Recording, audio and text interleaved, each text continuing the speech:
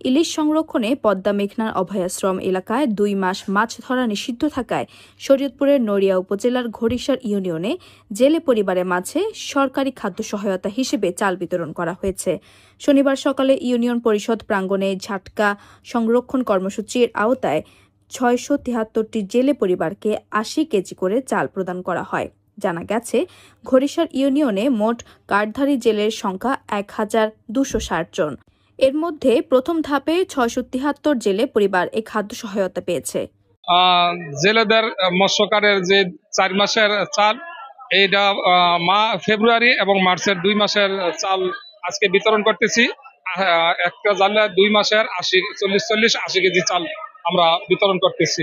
সুন্দর মতন বিতরণ হইতেছে, আল্লাহর রহমতে কোনো সমস্যা নাই, জেলেরা খুশি।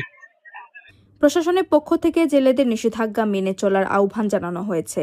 কেউ আইন অমান্য করলে তার বিরুদ্ধে আইনগত ব্যবস্থা নেওয়া হবে বলেও জানানো হয়েছে।